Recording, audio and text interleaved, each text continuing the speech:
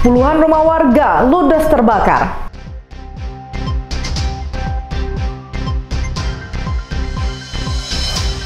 Empat remaja bobol rumah kosong.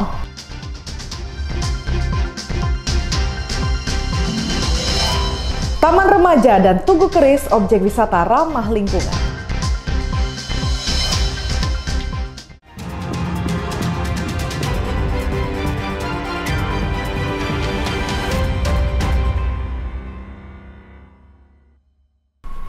Halo, selamat pagi saudara, apa kabar Anda pada pagi hari ini? Menemani pagi Anda, Kompas Jambi kembali hadir dengan beragam informasi penting dan menarik dari berbagai wilayah di Provinsi Jambi. Bersama saya Sucianisa, inilah Kompas Jambi selengkapnya hanya di Kompas TV, independen, terpercaya.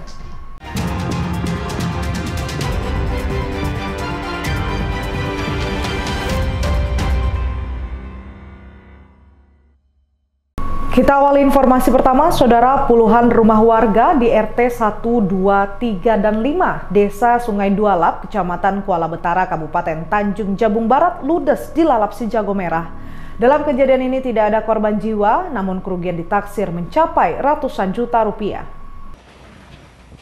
Puluhan rumah warga RT 1, 2, 3, dan 5, Desa Sungai Dualap, Kecamatan Kuala Betara, Kabupaten Tanjung Jabung Barat, ludes dilalap si jago merah.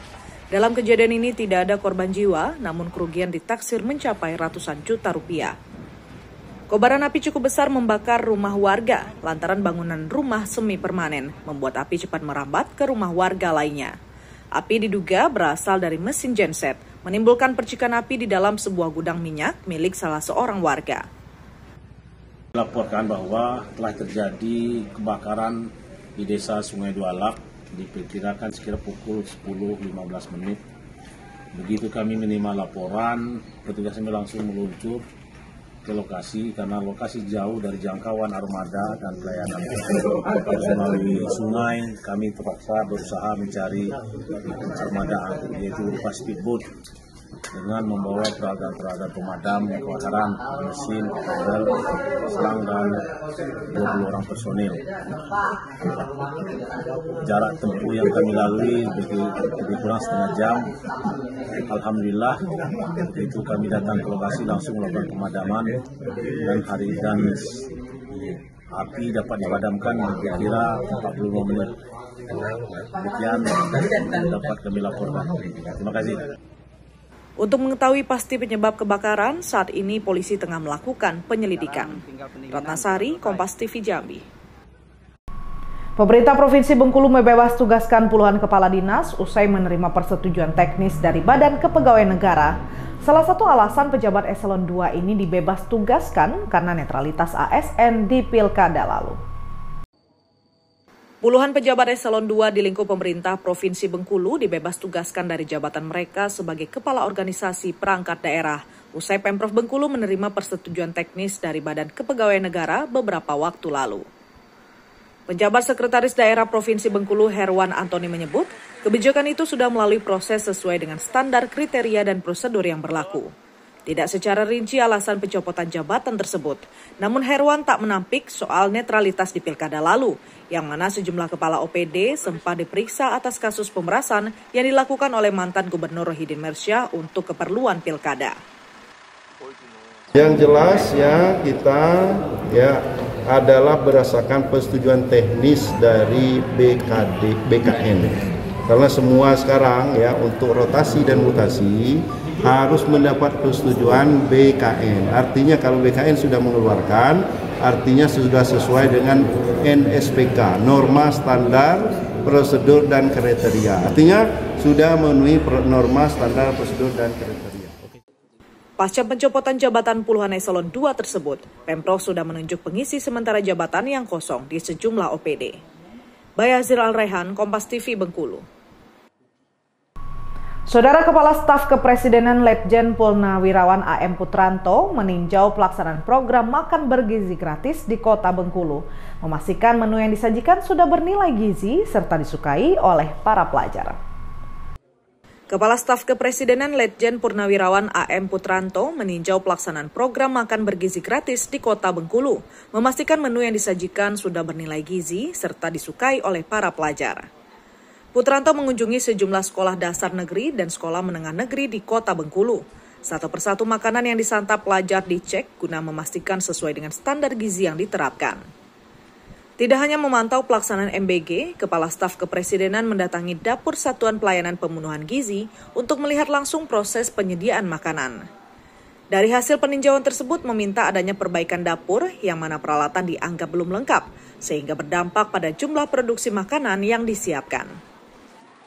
Yang pertama saya mengucapkan terima kasih ya, tadi dari hasil tinjauan ada beberapa koreksi dari saya untuk perbaikan karena salah satu dapur yang dikelola di atas lahan Kodim itu memang belum dilengkapi semuanya, sehingga yang harusnya 3.500-an ini masih bisa menampung 1.400-an. Namun demikian sudah saya komunikasikan karena memang pengiriman barang itu bertahap, namun sudah saya kontak secepatnya akan dilengkapi oleh BGN. Putranto akan berkoordinasi langsung Badan Gizi Nasional untuk menambah peralatan di dapur MBG secara bertahap agar dapat menjamin pemenuhan makanan bergizi gratis bagi para pelajar. Bayazir Al-Raihan, Kompas TV, Bengkulu. Ratusan warga Desa Sogo, Kecamatan Kumpe Ilir, Kabupaten Muaro Jambi menggelar aksi demo di lahan kebun sawit miliknya yang diserobot oleh perusahaan BBS ratusan hektar. Selain itu, warga juga meminta anggota TNI yang ada di lokasi keluar dari lokasi perkebunan sawit yang masih bersengketa. Ratusan warga Desa Sogo, Kecamatan Kumpe Ilir, Kabupaten Muaro Jambi menggelar aksi demo di dalam kawasan perkebunan sawit. Aksi ini dilakukan lantaran lahan mereka diserobot oleh perusahaan BBS seluas 700 hektar. Warga kesal kepada perusahaan yang sudah menyerobot lahan mereka selama belasan tahun. Bahkan upaya mediasi juga sudah dilakukan dengan tim DU daerah, namun tidak ada solusi dan tidak ada penyelesaian. Warga meminta perusahaan kembalikan lahan mereka yang diserobot oleh perusahaan. Kami 15 tahun sudah istilahnya menempe, kita datang berjuang, melewati tim DU. 15 kali pertemuan nggak ada itikat baik perusahaan sampai saat ini. Jadi dengan hari ini, saya selaku generasi ketiga, dengan adik-adik muda, gerakan pemuda, yuk kami mau, hak kami mana? Desa kami ada, tapi wilayah kami hilang. Kami tidak banyak meminta hak yang keluasan yang dikelola perusahaan. Kami menuntut hak kami, kembalikan hak kami. Yang 797 hektar kembalikan ke masyarakat, itu intinya. Soalnya dari dulu, dari 2008 sampai 2000 sekarang 25, itu belum ada titik terang kejelasan bahwa kami ini punya lahan 797 hektar, tempatnya di mana kami tidak tahu. Itu makanya kami dirikan camp kami di sini tempat kami. Soalnya di tempat camp kami ini dapur kami. Nah, jadi disitulah titik koordinat yang kami pasang. Selain itu, warga juga meminta kepada anggota TNI yang berada di dalam lokasi perkebunan untuk keluar, lantaran tanah ini masih bersengketa dan perusahaan belum memiliki hak guna usaha. Kami bersama 30 orang berada di perusahaan ini berdasarkan atas perintah Komandan Korem, atas perintah Komandan Dandim. Lebih kurang 30 orang kami di sini untuk melaksanakan pengamanan terpadu. Kaitan sebelum itu, saya kira tahap-tahapan sebelumnya ini dari perusahaan sudah berupaya untuk melerai yang terjadi selama ini konflik antara perusahaan BBS ini dengan warga Desa Sogo. Kami datang ke sini untuk melerai salah satu paling tidak memperkecil untuk konflik yang terjadi selama ini. Sementara itu, anggota TNI mengaku keberadaannya di PT BBS untuk pengamanan terpadu dengan jumlah anggota 30 orang untuk melerai dan penengah untuk memperkecil konflik selama ini. Harapannya ke depan dengan keberadaan TNI bisa memfasilitasi perusahaan dengan masyarakat sampai proses selesai. Jumadi, Kompas TV Jambi. Warga Desa Talang Belido, Kecamatan Sungai Gelam, Kabupaten Muaro Jambi mengeluhkan kondisi jalan yang rusak dan berdebu, mata sakit dan baju kotor akibat debu jalan. Sementara musim hujan, jalan licin, banyak warga yang terjatuh. Kondisi jalan yang rusak dan berdebu di Desa Talang Belido, Kecamatan Sungai Gelam, Kabupaten Muaro Jambi menyebabkan warga kesulitan melintas. Bahkan saat musim panas, jalan penuh dengan debu. Warga terpaksa menggunakan masker saat melintas. Apabila tidak menggunakan masker, susah bernafas, batuk, dan mata sakit. Saat musim hujan, jalan licin, banyak warga yang terjatuh. Debu yang berterbangan saat mobil truk membawa sawit melintas. Jalan tidak kelihatan lantaran debu tebal. Oh, gimana kondisi jalannya? Lumayan lah. Gimana, rusak apa bagus? Rusak. Kalau hujan gimana? Tidak bisa lewat. Kalau panas kayak gini? Banyak debu. Apa yang dirasakan kalau mata debu? Bajunya kotor aman. Apa Bu? Batuk nah Bu? Iya. Jadi pakai masker. Kalau nggak pakai masker? Tidak tahan.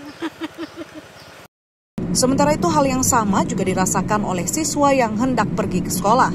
Setiap hari baju mereka kotor dan berdebu. Bahkan matanya selalu sakit saat melintas.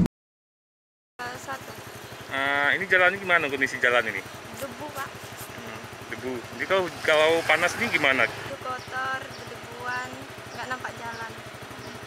Terus sering jatuh tak? Iya.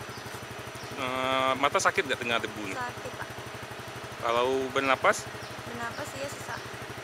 Hanya jalannya pengen bagus, terus itu nggak berdebu, nggak panas juga. Warga berharap jalan rusak segera diperbaiki sehingga tidak ada lagi warga yang sakit dan terjatuh saat melintas. Kondisi jalan rusak ini sudah lama dirasakan warga Kecamatan Sungai Gelam. Kondisi jalan rusak diakui oleh Bupati Muaro Jambi. Saat ini ada 150 desa dengan kondisi jalan yang rusak dan harus diperbaiki, terutama di Desa Ladang Panjang dan Desa Talang Blido. Anda menerima keluhan terkait infrastruktur jalan seluruh hampir desa. Jadi kita punya 150 desa, 5 kelurahan.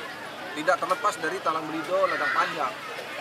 Saking panjangnya Talang Blido dan Ladang Panjang, banyak juga rusaknya.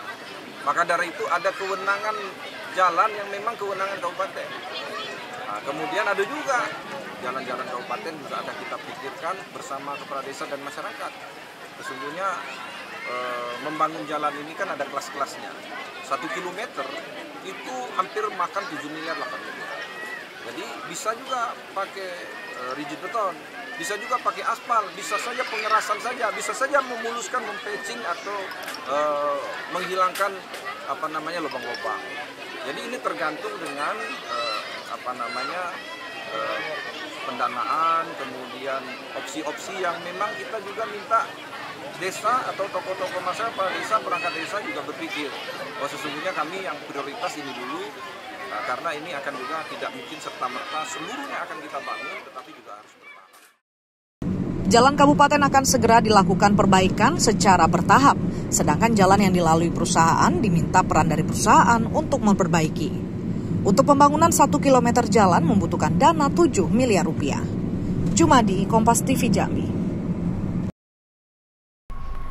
Saudara Kompas Jambi akan selanjutnya setelah jeda berikut dengan sejumlah berita menarik. Antara lain, 4 remaja bobol rumah kosong. Nantikan informasi selengkapnya sesaat lagi.